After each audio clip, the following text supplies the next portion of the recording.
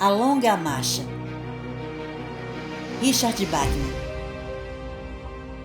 Stephen King. Capítulo 11. Passaram por Old Town por volta da meia-noite. Entraram por 2 estradas vicinais, desembocaram na Estrada 2 e cruzaram o centro da cidade. Para Roy Garrett, toda a travessia daquele local foi um pesadelo vago, distorcido pelo sono. Os aplausos cresceram e incharam até que pareceram eliminar qualquer possibilidade de pensamento ou razão. A noite foi transformada em um dia ofuscante, sem sombras, por lâmpadas de arco voltaico de sódio que emitiam uma estranha luz alaranjada. Confetes, jornais, pedaços picados de catálogos telefônicos e longas fitas de papel higiênico desceram e flutuaram caindo de janelas de segundos e terceiros andares. Era um desfile de celebridades de Nova York numa cidade do interior dos Estados Unidos. Ninguém morreu em Old Town. As lâmpadas alaranjadas de arco voltaico desbotaram e a multidão diminuiu um pouco quando seguiram pela margem do Stillwater River, nos começos da manhã. Haviam iniciado o dia 3 de maio. Um cheiro velho de fábrica de papel sufocou-os. Era um cheiro suculento de produtos químicos, fumaça de madeira, rio poluído e câncer de estômago prestes a eclodir. As pilhas cônicas de serragem de madeira eram mais altas do que os prédios do centro da cidade. Tulhas de madeira para a fabricação de papel declinavam-se contra o céu como se fossem monólitos. Garrett cochilou e teve sonhos vagos de alívio e redenção. E, após o que pareceu um longo tempo, alguém começou a cutucar-lhe as costas. McFreeze. O que é que há? Vamos entrar na via expressa, disse McFreeze. Estava agitado. Chegou agora a informação. Botaram uma guarda de honra na rampa de entrada. Vamos receber uma salva de 400 tiros de canhão. E para o Vale da Morte cavalgar os 400, murmurou Garrett, esfregando os olhos para afastar o sono. Já ouvi salvas de mais de 3 canhões hoje à noite. Não estou interessado. Deixe-me dormir. Isso não é o importante. Depois que fizerem a parte deles, nós vamos presenteá-los com uma salva. Vamos? Vamos. Uma vaia insultuosa de 46 homens. Garrett sorriu um pouco. Achou o sorriso duro e inseguro nos lábios. Está falando sério? Claro que estou. Bem, uma vaia de 46 caras. Alguns caras estão quase acabados agora.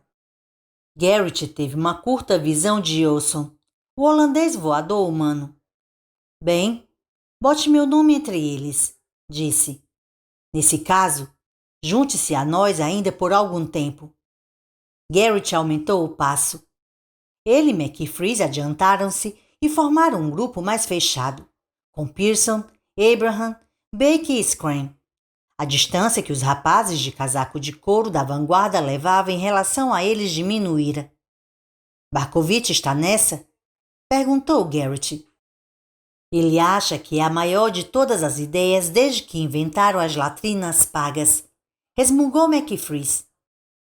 Garrett apertou um pouco mais o corpo frio contra si mesmo e soltou uma risadinha sem alegria. Aposto que ele vai vaiar de uma forma danada de perversa. Nesse momento andavam paralelos na estrada expressa. Garrett viu um íngreme terrapleno à direita e acima o brilho vago de mais lâmpadas de arco voltaico, desta vez brancos como osso. À distância à frente, talvez a uns 800 metros, a rampa de acesso bifurcava-se e subia. Lá vamos nós, disse McFreeze. Cat! Gritou Scream de repente, provocando um sobressalto em Garrett. Eu não desisti ainda, Cat. Virou para Garrett com os olhos vazios, lustrosos de febre. Nele não havia a menor expressão de reconhecimento. Tinha um rosto afogueado, os lábios rachados com pênfico agudo. Ele não está nada bem. Desculpou-se Baker, como se fosse a causa daquilo. Estamos dando água a ele de vez em quando e também derramando um pouco sobre a cabeça dele. Mas o cantil dele está quase vazio e se quiser outro vai ter que gritar pedindo. Ele mesmo. São as regras. Scram! Chamou Garrett. Quem está falando? Perguntou Scram, os olhos rolando alucinados nas órbitas. Eu, Garrett. Oh, você viu Cat? Não. Respondeu embaraçado Garrett. Lá vamos nós, repetiu McFreeze. Os aplausos da multidão aumentaram novamente em volume, e um fantasmagórico cartaz surgiu nas trevas. Estrada Interestadual 95. Augusta Portland, Portsmouth 11, direção sul. Somos nós, murmurou Abraham. Deus nos ajudou e aponta para o sul. A rampa de acesso inclinou-se, subindo sob os pés dos caminhantes. Passaram pela primeira explosão de luz produzida pelas luzes aéreas a arco voltaico. Sentiram mais macio sob os pés o novo piso da estrada e Garrett experimentou aquela emoção conhecida de exaltação e depressão. Os soldados da guarda de honra haviam deslocado a multidão ao longo da rampa de acesso em espiral. Nesse momento, silenciosamente, portavam seus fuzis em posição de apresentar armas. Seus uniformes de gala brilhavam resplandecentes e seus colegas na meia lagarta empoeirada pareciam mendigos em comparação. Aquilo foi como subir de um imenso e agitado mar de ruídos para o ar calmo. O único som ouvido era o das passadas dos caminhantes e o ritmo apressado da respiração. A rampa de acesso parecia alongar-se para sempre, e o caminho era ladeado ininterruptamente pelos soldados de uniforme escarlates, os fuzis em posição de apresentar armas. Nesse momento, de algum lugar na escuridão, veio a voz do major, eletronicamente amplificada. Apresentar armas. Armas bateram em carne. Preparar. Fuzis ao ombro, apontando para o céu acima deles, em um arco de aço. Todos eles, instintivamente, aproximaram-se uns dos outros em busca de proteção contra o estrondo que significava a morte. Um reflexo que fora pavlovianamente inculcado neles. Fogo! 400 fuzis troaram na noite, estupendos num som de estourar tímpanos. Garrett reprimiu a ânsia de levar as mãos aos ouvidos. Fogo! Mais uma vez o cheiro de fumaça de pólvora, acre, forte e encurtida. Em que livro atiravam na água para trazer à superfície o corpo de um homem afogado? Minha cabeça! Gemeu Scram. Oh, Jesus! Minha cabeça está doendo. Fogo!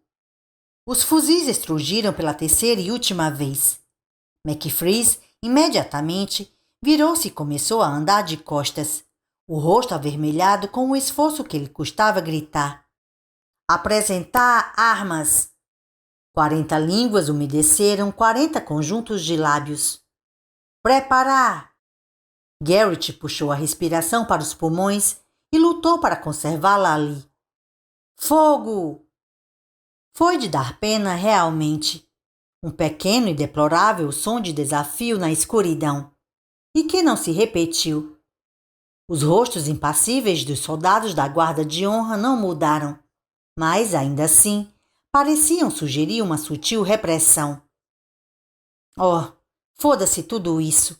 Exclamou McFreeze, virando-se e começando a andar para a frente, a cabeça caída sobre o peito. O leito da estrada nivelou. Estavam na via expressa. Tiveram uma curta visão do jipe do major partindo a toda velocidade na direção sul. Um lampejo de fria luz fluorescente nos óculos de sol preto. E a multidão aproximou-se novamente deles. Embora a maior distância nessa ocasião, porque a via expressa tinha uma largura de 4 pistas. 5 se contada a faixa gramada no meio. Garrett dirigiu-se imediatamente para o canteiro central e começou a andar sobre a grama cortada a rente, sentindo o orvalho infiltrar-se pelos sapatos rachados e chegar-lhes aos tornozelos. Alguém recebeu uma advertência. A via expressa estendia à frente, plana e monótona. Trechos de língua de concreto dividida por essa inserção verde. Tudo costurado por faixas de luz branca emitida pelas lâmpadas de arco voltaico de sódio. As sombras que lançavam eram nítidas, claras e longas, como se produzidas por uma luz de verão. Garrett virou o cantil para cima. Tomou um profundo gole. Tapou, voltou a cochilar. 125, talvez 130 quilômetros até Augusta. A grama úmida produzia uma sensação tranquilizante. Tropeçou, quase caiu e acordou com um sobressalto. Algum idiota plantara pinheiros no canteiro central. Sabia que o pinheiro era a árvore símbolo do estado, mas aquilo não significava levar as coisas um pouco longe demais? Como era que podiam esperar que o cara andasse sobre a grama se... Não esperavam, claro. Passou para a pista esquerda, por onde a maioria caminhava. Mas duas meia-lagartas subiram barulhentas a estrada pela rampa, a fim de cobrir completamente os 46 caminhantes que restavam. Não esperavam que você andasse sobre a grama. Outra piada às suas costas, Garrett, meu velho. Nada vital. Apenas outro pequeno desapontamento. Trivial realmente. Apenas não ouse desejar coisa nenhuma. E não conte com coisa nenhuma. As portas estão se fechando. Uma após outra. Elas estão se fechando. Vão morrer como moscas hoje à noite, disse. Hoje à noite vão morrer como insetos. Eu não contaria com isso, retrucou Collie Parker, e nesse momento parecia gasto e cansado. Contido finalmente. Por que não? Isso é como querer peneirar uma caixa de biscoitos, Garrett. O farelo cai logo, rápido. Depois, os pequenos pedaços se quebram e eles caem também. Mas os biscoitos grandes... O sorriso de Parker foi um relâmpago em forma de crescente de dentes umedecidos de saliva na escuridão. Os biscoitos inteiros têm que se quebrar um de cada vez. Mas com tanta distância, ainda percorrer, eu ainda quero viver, disse grosseiramente Parker. E você também, Garrett. Você e esse cara McFreeze podem descer a estrada e enganar o universo e outro. É tudo conversa fiada, mas dá para matar o tempo. Mas não venha com essa merda para cima de mim. O fundamental é que você continua a querer viver. E também a maioria dos outros. Vão morrer devagar.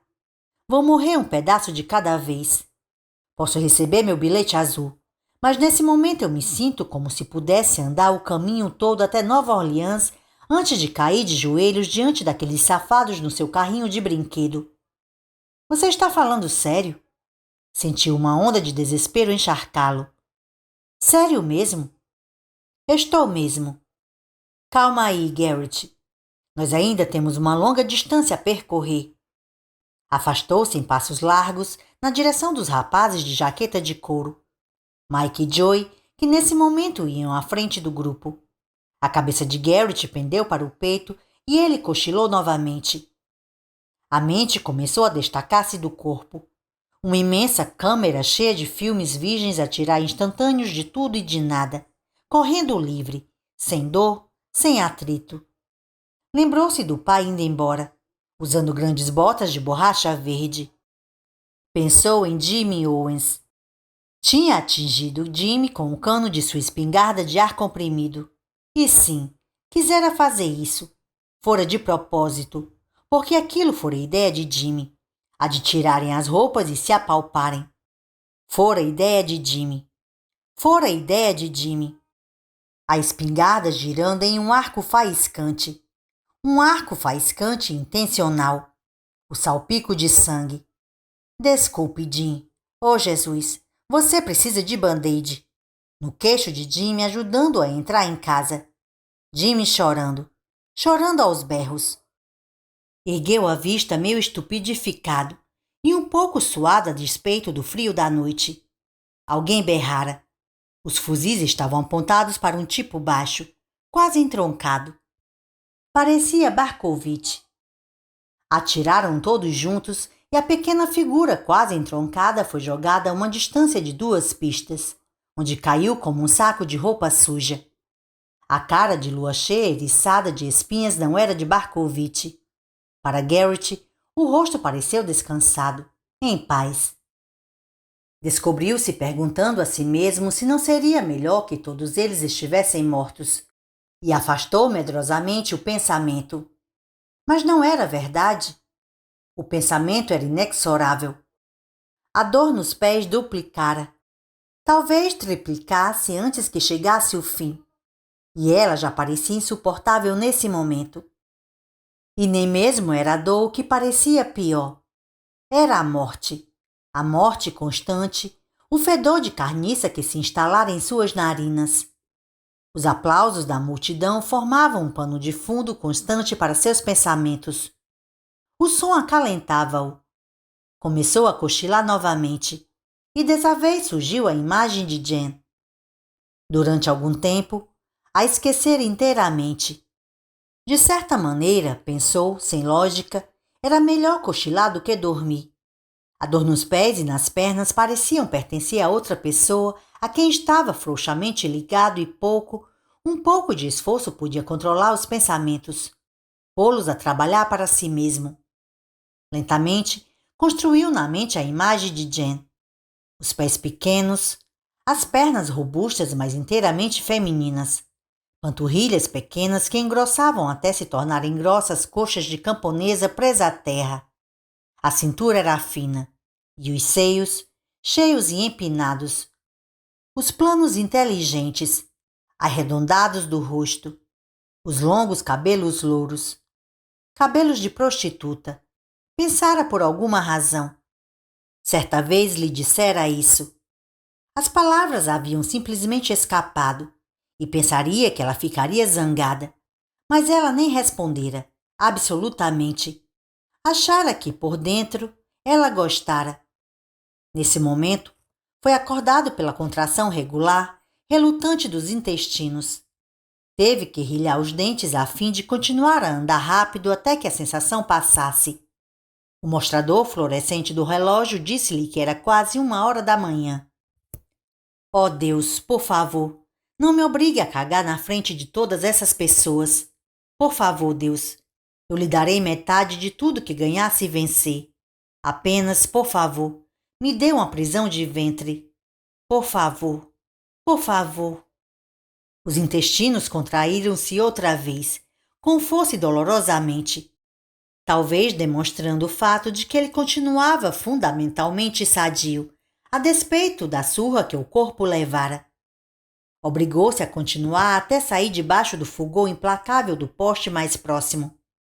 Nervosamente, desafivelou o cinto, parou e, fazendo uma careta, arriou a calça, uma mão cobrindo protetoramente os órgãos genitais, e acocorou-se. Os joelhos estalaram explosivamente.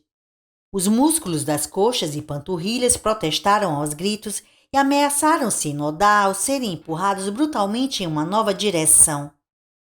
Advertência. Advertência número 47. Johnny! Ei, Johnny! Olhe para aquele pobre filho da puta ali. Dedos apontados, meio vistos e meio imaginados na escuridão. Flechas de fotógrafos espocaram e Garrett desviou envergonhado a cabeça. Nada podia ser pior do que aquilo. Nada. Quase caiu para trás, mas conseguiu aprumar-se com o auxílio de um braço. Uma voz de moça aguda. Estou vendo a coisa dele. Baker passou por ele sem um olhar. Por um apavorante momento, pensou que, afinal de contas, tudo aquilo ia ser por nada. Um falso alarme. Mas depois tudo correu bem. Conseguiu defecar.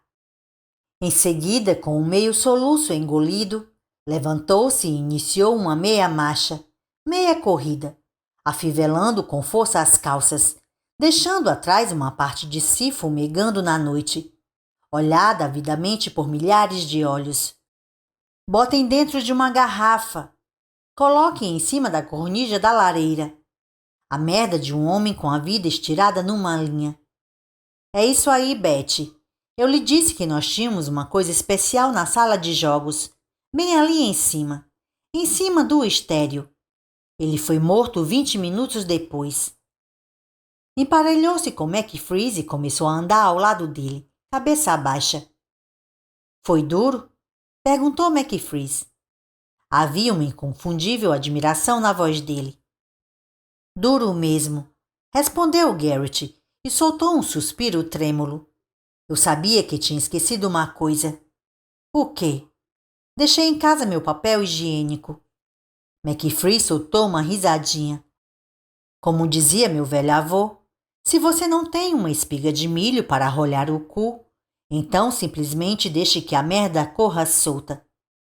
Garrett estourou numa gargalhada, um riso gostoso, sem nenhuma histeria. Sentiu-se mais leve, mais frouxo. Por pior que as coisas se tornassem, ele não teria que passar por aquilo novamente. Bem, você conseguiu, disse Baker, acertando o passo com eles. Jesus! Exclamou Garrett surpreso. Por que vocês todos, caras, simplesmente não me enviam um cartão com votos de felicidade ou coisa assim? Não é nada engraçado, com toda aquela gente olhando para nós, disse sombrio Baker. Escute, acabo de ouvir um troço. Não sei se acredito ou não.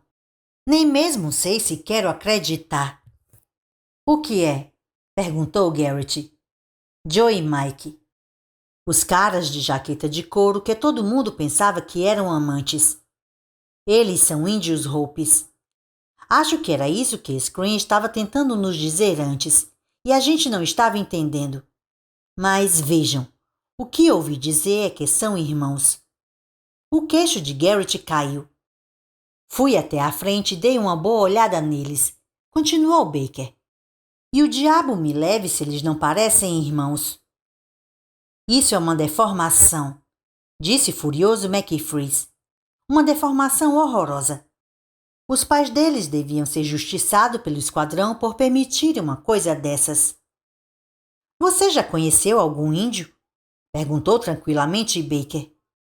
Não, a menos que sejam de Passaic. Respondeu McFreeze ainda zangado. Há uma reserva Seminole na minha terra, do outro lado da fronteira do estado, contou Baker. Eles são uns tipos esquisitos.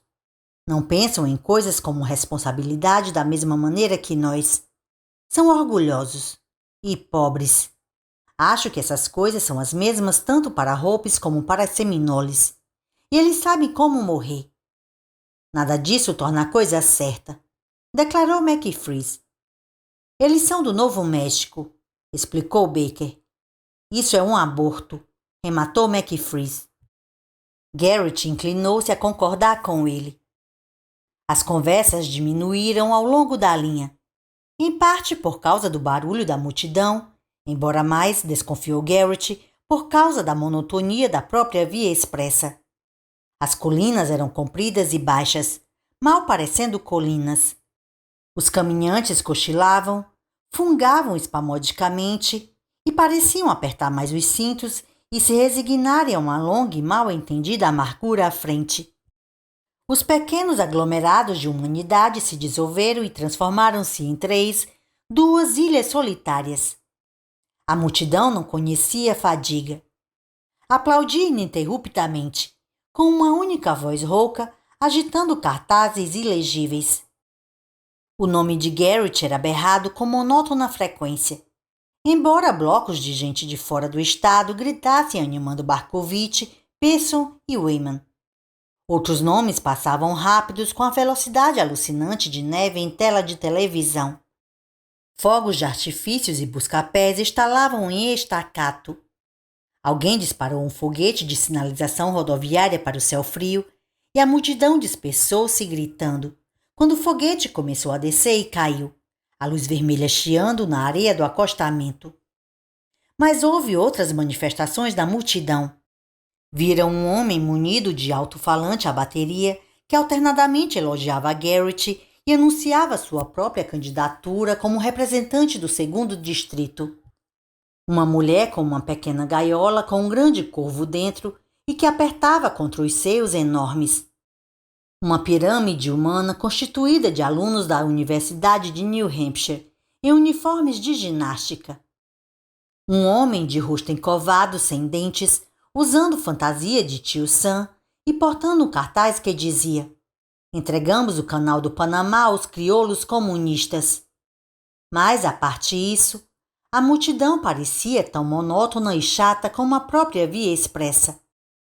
Garrett cochilou intermitentemente, e as visões em sua mente alternavam o horror com o amor.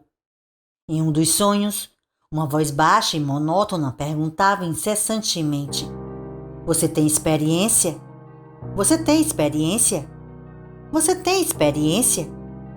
E não podia saber se a voz era de Estebans ou do Major.